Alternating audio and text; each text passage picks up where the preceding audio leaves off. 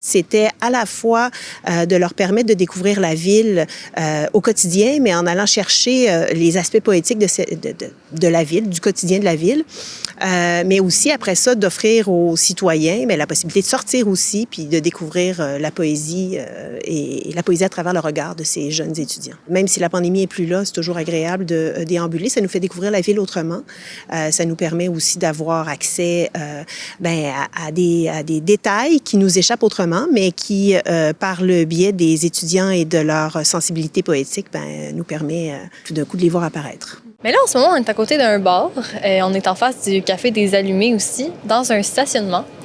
Puis en fait, sous ce stationnement-là, il y a une petite rivière qui s'écoule. Elle est plus visible, évidemment. Là. Je trouve que souvent, l'industrialisation, puis il y a beaucoup d'asphalte, il y a beaucoup de briques partout, il y a moins la nature qui est présente. J'avais envie de rappeler un petit peu que la nature était là avant le béton. Fait que voilà, j'ai fait un poème pour expliquer qu'elle est encore là, puis qu'il ne faut pas oublier qu'avant nous, il y avait autre chose.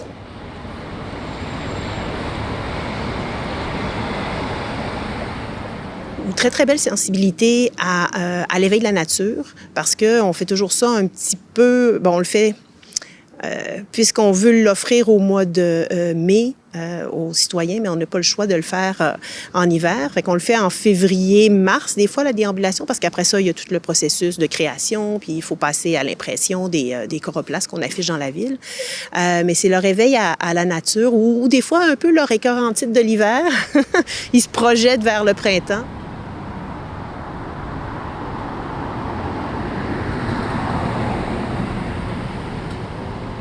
On se trouve devant le collège Lionel-Groulx, vraiment à côté de mon arrêt d'autobus que j'ai pris pendant 2 ans quotidiennement. Qu'est-ce qui t'a inspiré ce poème? C'est l'attente d'autobus parce que c'est un poème que j'ai écrit au tournant de l'hiver puis du printemps. Puis d'attendre l'autobus l'hiver, c'est pas tout le temps plaisant, surtout que Exo ont beaucoup de retard. Hein? Donc les autobus qui arrivent 15-20 minutes en retard quand il fait moins 25, c'est sûr que ça laisse un petit peu...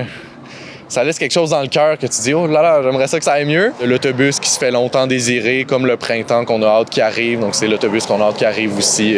C'est ça, c'est un peu un parallèle entre les deux.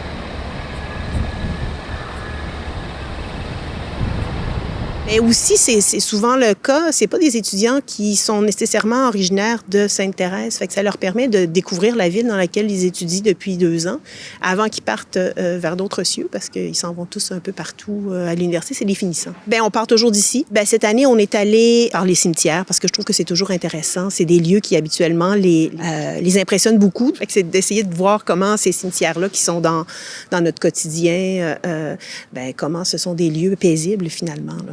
En fait, ça parle de se rappeler des gens qu'on a perdus, mais qui vivent toujours un peu à quelque part à l'intérieur de nous. Tu sais, parfois, on peut sentir une odeur ou bien une musique qui va nous rappeler certaines personnes qu'on a perdues.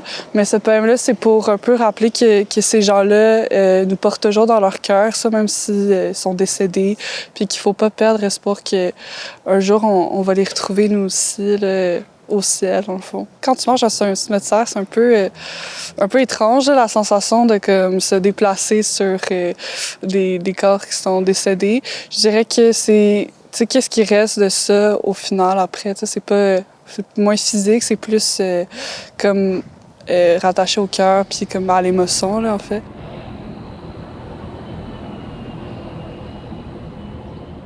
Ici, sous les voitures, se cache un secret. Une rivière s'écoule. Entre les fissures, elle respire.